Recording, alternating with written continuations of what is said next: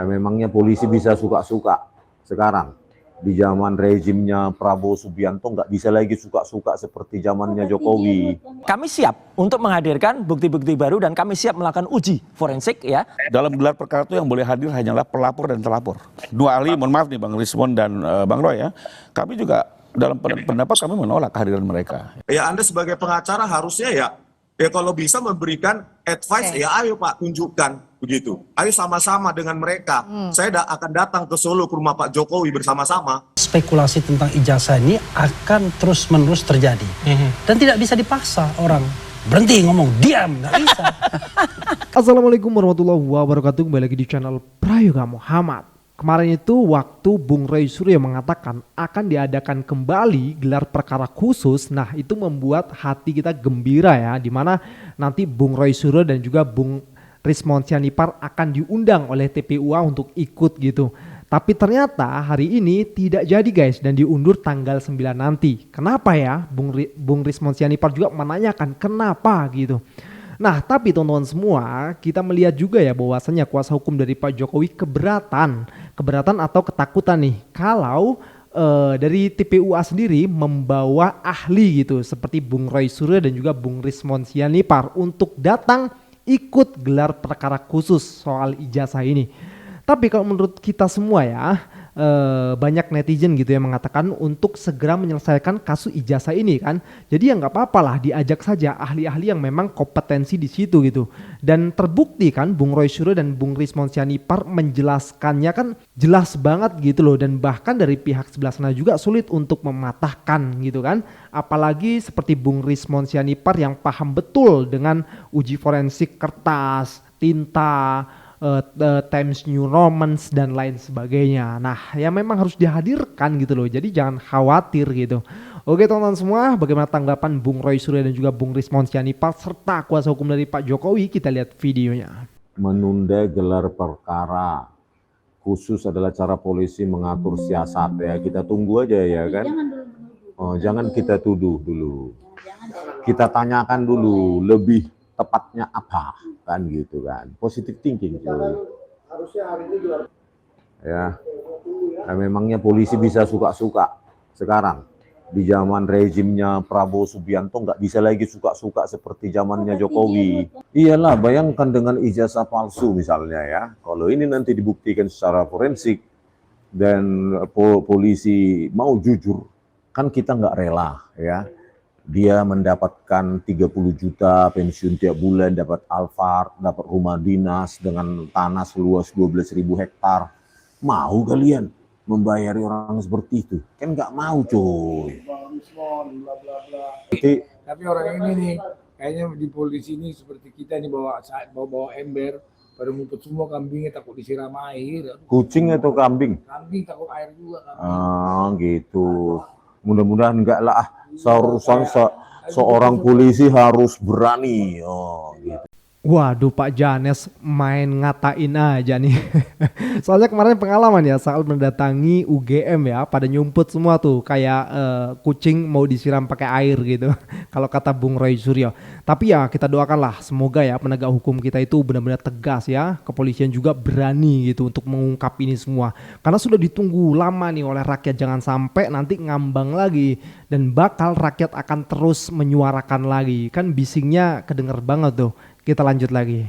Kenapa makanya perlu diadakan gelar perkara khusus? Karena menurut teman-teman dari TPUA, hasil konpres kemarin tanggal 22 Mei yang dilakukan itu banyak sekali kekurangannya atau bahkan kecacatannya atau bahkan ketidakahliannya dari ahli-ahli konon yang sudah dipanggil. Antara lain tadi ya pembanding yang nggak ada, kemudian harian KR-nya tidak clear, kemudian disakakan dan sebagainya. Dan satu lagi, di samping ini Mas, ada mungkin yang belum terungkap bahwa TPUA pun melaporkan kepada Propam terhadap Dirtipidum ya itu juga sudah beliau itu dilaporkan dengan banyak kekurangan yang ada. Masa bisa Dirtipidum kemudian menghentikan perkara dan kemudian mengatakan agar Indonesia itu bisa lebih baik, lebih ya melampaui kewenangannya kan seolah-olah jadi Kapolri gitu. Nah jadi itulah banyak dilaporkan dan kita tunggu saja prosesnya. Jadi bukan hanya kami yang konon dilaporkan di Polda Metro Jaya oleh Mas Adian kawan-kawan, dan hari ini sekali lagi tidak ada ya pemanggilan itu, jangan menyebarkan hoax ya kalau ada itu. Dan satu lagi adalah justru Dirtipidum ya Pak Brigjen itu Juan ini itu yang justru dilaporkan, saya sudah lihat suratnya oleh TPUA kepada Propam. Sehingga nanti di tanggal 9 itu ada bukti baru tidak yang akan Anda bawa bersama dengan teman-teman TPUA? Ya, kami siap untuk menghadirkan bukti-bukti baru dan kami siap melakukan uji forensik ya terhadap itu. Kalau tadi Mas Adi mengatakan itu tidak ada gini. Ya, saya tahu insya Allah di peringatan ke-79 tahun Polri, Polri akan menjadi lebih progres, lebih maju, dan kemudian juga bisa lebih terbuka kepada masyarakat. Nah, mantap. Ini baru keren nih. Harusnya seperti itu ya. Apalagi Polri kan ini ulang tahun nih, saatnya Anda untuk menampakkan diri dan juga memperlihatkan kepada rakyat kebanyakan untuk kembali percaya kepada Polri. Keren. Ayo semangat dan berani. Nah, lalu bagaimana tanggapan dari kuasa hukum Pak Jokowi? Kita lihat videonya. Bukan atas permintaan pelapor. Penegak hukum itu nggak bisa didikte oleh pelapor, Mbak. Kalau di seolah-olah sekarang kan didikte gitu ya. Minta dihadirkan ini, apalagi pihak-pihak lain itu sudah jelas Mbak di Kapolri, dalam gelar perkara itu yang boleh hadir hanyalah pelapor dan terlapor. Tidak ada pihak lain. Sementara tadi saya dengar statement dari Karohumas, akan mengikuti permintaan pelapor, mengundang DPR, mengundang Komnas HAM. Kami menghormati lembaga-lembaga itu. Tapi kalau bicara Kapolri, yang bisa hadir itu hanya pelapor dan terlapor. Termasuk dua ahli, mohon maaf nih Bang Rismon dan Bang Roy ya. Kami juga dalam pendapat kami menolak kehadiran mereka. Ya. Karena apa? Di dalam hukum acara pidana, kita rujukannya harus hukum, ya, karena proses hukum. Tidak pernah dikenal adanya ahli yang dihadirkan oleh pelapor. Pelapor itu hanya dua. Saksi ahli itu hanya dua. Saksi ahli yang diajukan oleh penyidik, kedua saksi ahli yang diajukan oleh tersangka. Baik. Nah, apa tanggapan Anda? Apakah Anda tetap akan hadir dan merasa punya standing point untuk hadir pada gelar perkara khusus nanti, Bung Rismon? Sebenarnya kan dalam tanda kutip kegaduhan ini, seperti saya katakan, ini kan berawal dari Pak Jokowi sendiri yang tidak mau menunjukkan. Ya ini kan satu-satunya presiden atau mantan presiden di dunia ya dengan alasan apapun ya itu tidak mau menunjukkan ijazahnya gitu loh. Padahal beliau sekarang sudah dapat pensiun 30 juta, dapat Alphard, dapat rumah dan tanah 12.000 meter dari rakyat. Ya sudah tunjukkan saja. Kalau Pak Rifai ya mempertanyakan ijazah kami, ya ayo kita ke Solo bersama-sama dengan Pak Jokowi. Saya nggak presiden, berani saya tunjukkan mulai dari SD sampai seterusnya gitu loh. Saya nggak presiden, ayo presiden berani menunjukkan yang sesungguhnya. Tidak usah bertele-tele, ayo tunjukkan gitu loh Pak Rifai. Ya Anda sebagai pengacara harusnya ya kalau bisa memberikan advice, ya ayo Pak tunjukkan begitu. Ayo sama-sama dengan mereka. Saya akan datang ke Solo ke rumah Pak Jokowi bersama-sama. Begitu. Soal menunjukkan tidak menunjukkan ijazah, pendapat kami tetap kami mendasarkan pada Undang-Undang Perlindungan Data Pribadi ya. Karena ini merupakan hasil evaluasi intelektual. Kedua kepada Undang-Undang Keterbukaan Informasi Publik pasal 17 dan 19. Sehingga kami dalam pendapat tidak perlu menunjukkan kepada orang-orang yang tidak memiliki urgensi.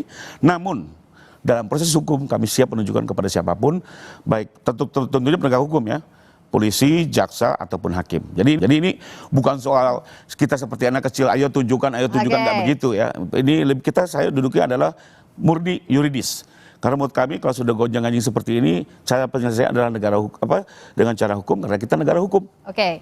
Ya gonjang-ganjing ini kan ada karena ya itu tadi nggak mau mengeluarkan, nggak mau memperlihatkan ya kan. Coba kalau dari awal memperlihatkan, diuji tuh dengan bangga nih loh ijazah UGM-nya kan gitu. Rakyat 100% percaya tuh sama Pak Jokowi tanpa harus ribet-ribet, tanpa adanya gonjang-ganjing dan lain sebagainya. Tapi pada kenyataannya ya kita tahu, makanya Bung Rismon, Bung Roy itu sangat ngotot sekali untuk mencari ya kan, meneliti ini semua gitu loh.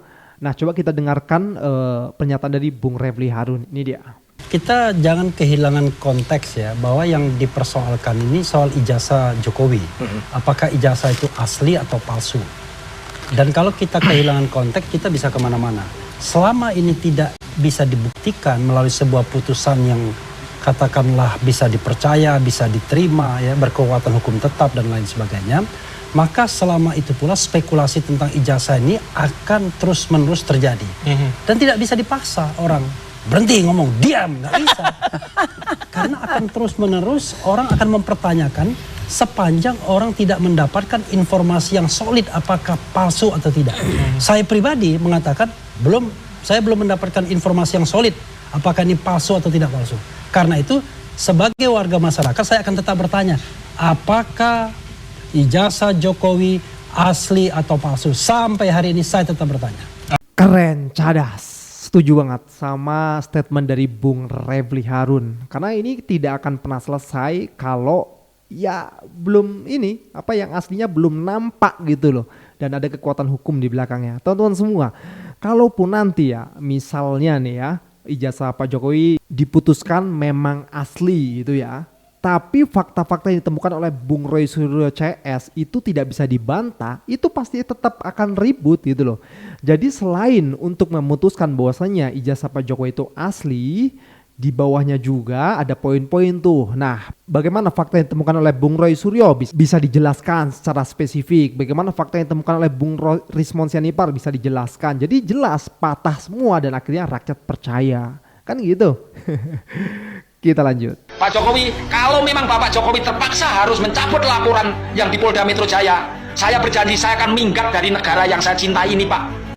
Jadi gini Panci, saya kasih tahu ya, kenapa Pak Jokowi mencabut laporannya ya, di mana beliau telah melaporkan Roy Suryo dan kawan-kawan. Secara tidak langsung Pak Jokowi itu sayang kamu loh, menolong kamu.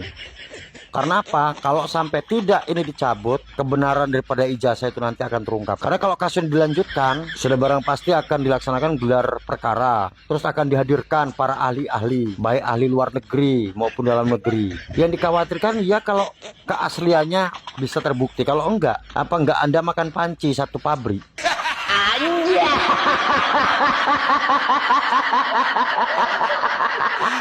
Oke.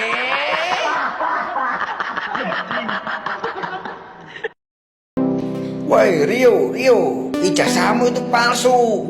Kamu itu pembohong. Kamu itu ruwet ribet. Aduh.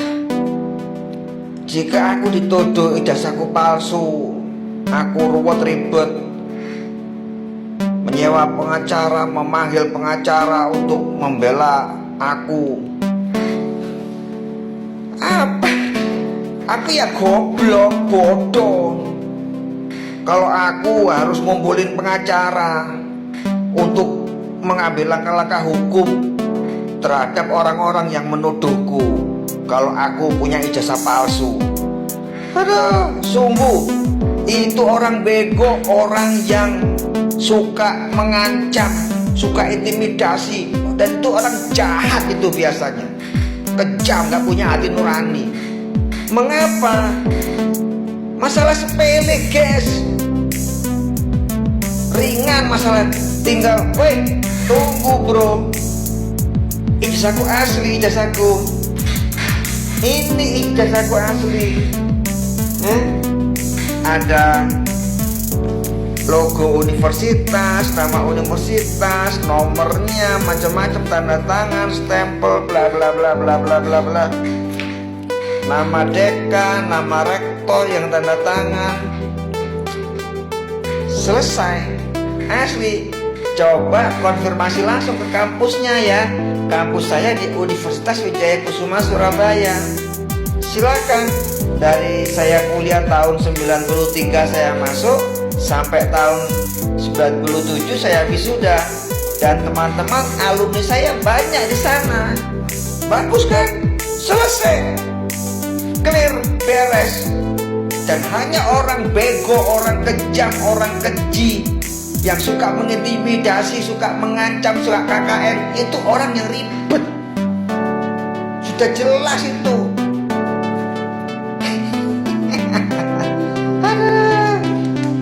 Hanya orang ya gitu dah. Karena apa? Tidak pernah mengakui kebohongannya. Ciri orang Indonesia itu orang munafik, gak gentle, mentang-mentang punya duit. Lampu guys, tak harap bela. Macam sama Rismon, sama Roy Suryo, itu bukan ijazahnya Jokowi begitu ya. Ijazah Jokowi ada di tangannya Jokowi sendiri kan UGM bilang begitu. Betul, dan si lawyernya Jokowi Pak Mas Yakub itu kan bilang ijazah itu masih utuh, ada tidak dilaminating. Nah, katanya. Jadi kalau dilaminating nggak bisa ditekuk. Iya kan? Kan itu ribut juga tuh netizen, ya kan? Ijazah kalau ditekuk. Loh, kalau ditekuk mungkin bisa. Tapi ijazah nggak bisa dikecilin. Ijazah Universitas Gadjah Mada yang asli ya, yang kita pernah dapat yang asli itu ukurannya A3, gede, nggak bisa masuk stop-up ukuran folio, gitu loh. Jadi kalau dia yang bawa, kecuali dia yang bawa orang lain ijazahnya ya. Jadi kan masih pejabat namanya, dibawakan orang lain. Tapi kan mungkin, cuman kan informasinya itu Jokowi itu bener-beneran dulu merakyat loh ya, ijazahnya bawa sendiri, gitu datang pakai mobil rakyat, mobil yang belum bayar pajak. Pajaknya dibayar besok pagi. Nah, katanya milik rental, tapi ternyata setelah diselidiki miliknya anaknya, miliknya Itu lucunya netizen itu ya, memang sangat detail dia mereka tuh. Makanya kan orang-orang justru itu dari detail itulah. Mbak tahu nggak? Itu semua kerjaannya BIN. Badan Intelijen Netizen. Terutama ngumpulnya nih kalau kita lihat ya statistiknya kita ngumpul di X memang. BIN itu kebanyakan ngumpul di X. Ya, jadi perkembangannya sih gitu. Tapi tunggu, muter. Saya mau klarifikasi dulu soal apakah ijazah yang punyanya dia yang sampai sehari ini belum diperlihatkan oleh khalayak dengan ijazah yang beredar di medsos itu sudah clarified itu ijazahnya sama. Kenapa? Karena Dekan Sigit Sunarta tahun 2020 ya. Waktu diwawancara Kompas ya, itu ada dan videonya masih ada. Dia nunjukin ijazah. Jadi kalau saja ini kan ada skenario berikutnya lagi. Dan ijazah itu yang beredar di medsos.